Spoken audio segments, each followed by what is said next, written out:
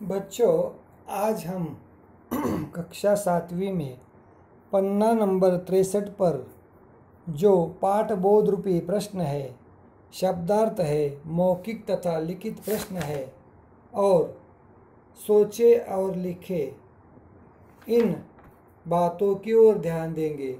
इसका स्पष्टीकरण हम आज क्या करेंगे, लेंगे, इसकी पढ़ाई करेंगे।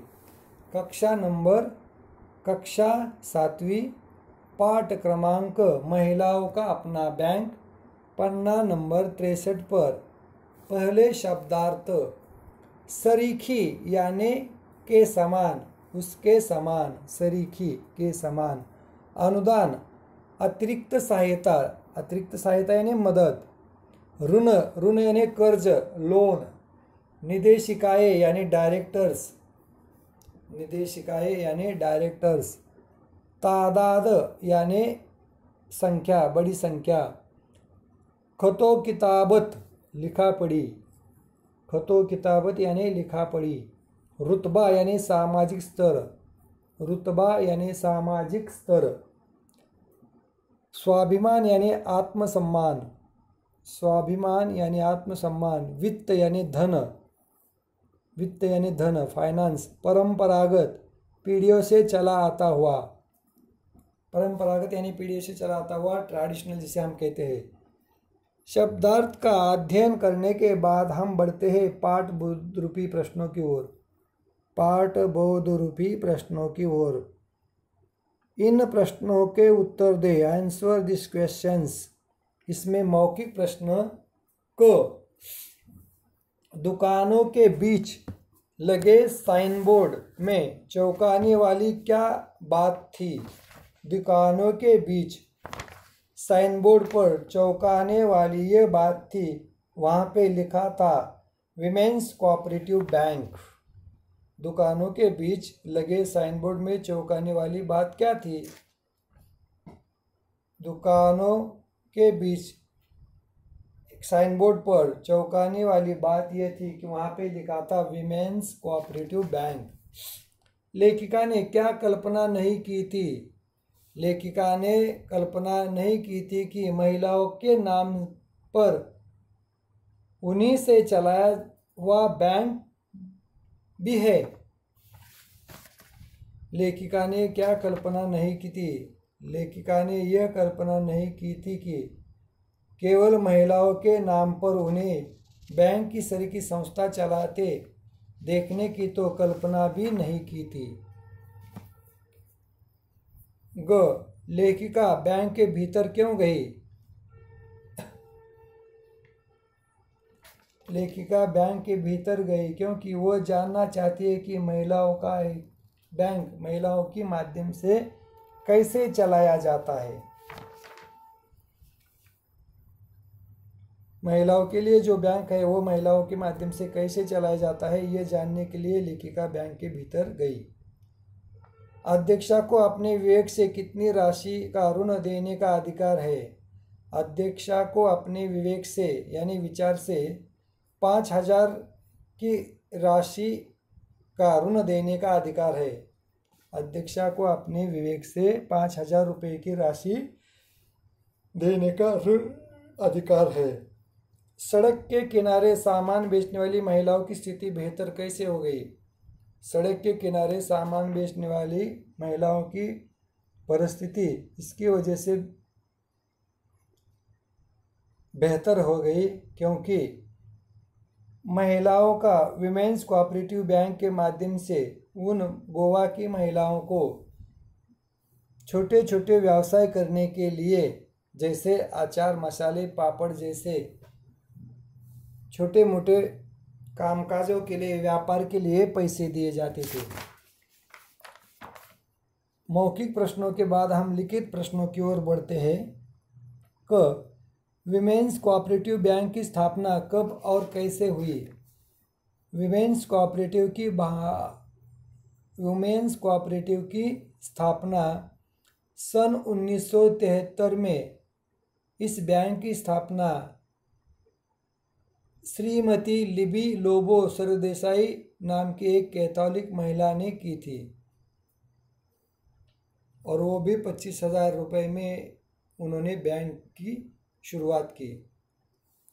सन 1973 में इस बैंक की स्थापना श्रीमती लिबी लोबो सरदेसाई नाम की एक कैथोलिक महिला ने की थी। शुरू में इन्होंने 25,000 रुपये में से भी कम की पूंजी में बैंक की शुरुआत की।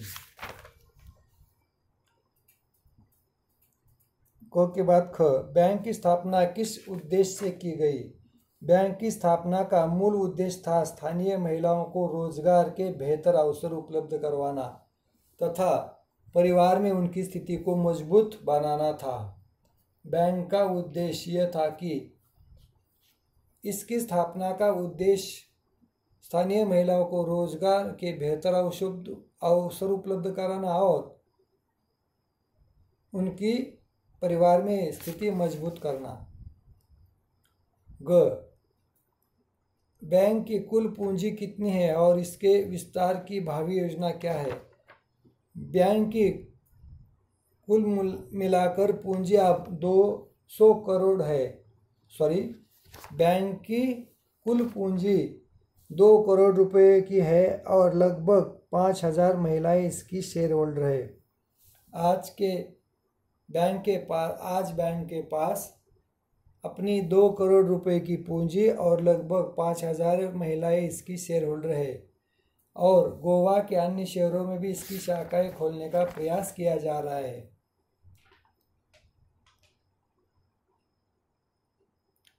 महिला बैंक में ऋण किन उद्देश्यों के लिए दिए जाते थे? महिला बैंक में ऋण शुरू में तो महिलाओं को अचार, मसाले, पापड़ जैसे छोटे मोटे व्यवहार करने के लिए, व्यवसाय करने के लिए दिए जाते थे। अब उनके लिए, उनका घर बनाने के लिए तथा निवास सदन, बड़े व्यवसाय के लिए भी दिए जा रहे थे। महिला बैंक में ऋण किन उद्देश्यों के लिए दिए जाते थे? महिला बैंक में ऋण अचार, मसाले, पापड़ जैसे छोटे मोटे व्यवहार करने के लिए, व्यवसाय करने के लिए दिए जाते थे और अब घर बनाने के लिए तथा बड़ा व्यवसाय कारोबार करने के लिए भी दिया जा रहा था। पन्ना पलटिए, आगे चलिए। ड, महिला बैंक बोर्ड में कुल कितने सदस्य हैं? महिला बैंक बोर्ड में कुल मिला के 8 निदेशिकाएं और 1 अध्यक्षा है तथा 5,000 महिलाएं इसकी शेयर होल्डर है। बैंक की कुल मिला के 8 निदेशिकाएं और 1 अध्यक्षा। महीने में इनकी 2 बार बोर्ड की बैठक होती है और अब इस बैंक में 2 करोड़ रुपए की पूंजी है तथा 5,000 महिलाएं इसकी शेयर होल्डर है। अध्यक्षा ने लेखिका को गोवा में औरतों की स्थिति के बारे में क्या बताया?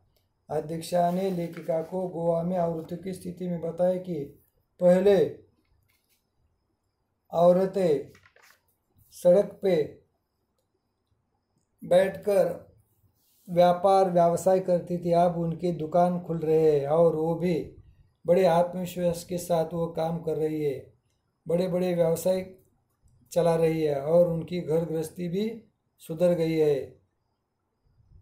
इस तरह से उनके रहने के रुतबे में भी परिवर्तन आया और उनका घर में स्थान भी बढ़ गया है। उनका घर में रुतबा यानी स्थान भी बढ़ गया है। आगे देखिए 6, इस बैंक की 8 निदेशिकाएं में से 7 तो परंपरागत हिंदू घरों से है। यह कथन किस ओर संकेत करता है? पहले माना जाता था कि आदमी ही पहले व्यवसाय कर सकते हैं, अब ऐसा नहीं है। गोवा में ईसाई धर्म के साथ साथ हिंदू समुदाय में भी सद्भावना और सामंजस्य है। जैसे खान पान और पहरावे के अलावा दोनों के तौर तरीके लगभग एक से ही है।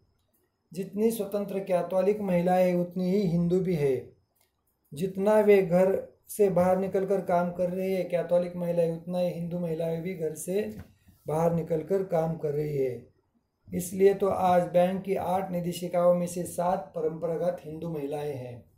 इस तरह से यह कथन एक अच्छी बातों की ओर, अच्छी स्थिति की ओर संकेत करता है। आगे, यह कथन शेष भारत के किस भ्रम को तोड़ता है? यह कथन भारत के उस भ्रम को तोड़ता है क्योंकि आज महिलाएं भी भारत में पुरुषों से कम नहीं है, वो भी आदमियों के साथ कंधा मिलाकर काम कर रही है। जैसे महिलाओं में वुमेन्स कोऑपरेटिव जो बैंक था गोवा में महिलाओं की माध्यम से ही चलाया जा रहा था, इसलिए महिलाएं भी अच्छी तरह से काम करती है और आगे बढ़ रही है। इस कथन से गोवा की किस सांस्कृतिक एवं सामाजिक विशेषता का पता चलता है? इस कथन से गोवा की सामाजिक और सांस्कृतिकता का पता चलता है क्योंकि यहाँ पुरुषों के साथ मिलकर महिलाएं भी काम कर रही है। कंधे वे हर क्षेत्र में पुरुषों से कंधा मिलाकर चल रही है। यहाँ औरतों पर किसी प्रकार का दबाव नहीं है, अपने खुले दिल से वो काम कर रही है, पुरुषों के साथ कंधे से कंधा मिलाकर काम कर रही है। ईसाई हिंदू समुदाय में भी ये महिलाएं आप काम करने के लिए आगे आ रही है। इस तरह से बैंक की 8 निर्देशिकाओं में से 7 परंपरागत हिंदू घरों से है। ये हमारे लिए एक बहुत बड़ा संकेत है। महिलाएं कंधों से कंधा मिलाकर पुरुषों के साथ काम कर रही है और इसकी वजह से गोवा में महिलाओं का सामाजिक स्तर, अपने कुटुंब में सामाजिक स्तर व्यवसाय करने से बढ़ रहा है और वो अपने बलबूते पर खड़े हो रही है। साथ में घर के काम में भी वो मदद कर रही है। आगे देखिए, सोचे और लिखे। अगर आप बैंक की अध्यक्षा से मिलते तो उनसे क्या क्या पूछते? अगर मैं बैंक की अध्यक्षा से मिलते तो उनसे ये पूछता कि बैंक की स्थापना कब हो गई है, इनके अध्यक्ष कौन है, कितनी महिलाएं इसकी शेयर होल्डर है, बैंक की जमा राशि कितनी है, किस किस व्यवसाय के लिए महिलाओं को ऋण दिया जाता है, जैसे घर बनाना, पापड़ बेचना, अचार तैयार करना, मसाले बेचना, फल संतरी बेचना तथा व्यावसायिक कार्यालयीन कामकाजों के माध्यम से नए नए वस्तुएं लेना आदि प्रकार के व्यवहार किए जाते हैं। और महिलाओं के माध्यम से बैंक को चलाते समय आपको कुछ तकलीफ तो नहीं होती है ना?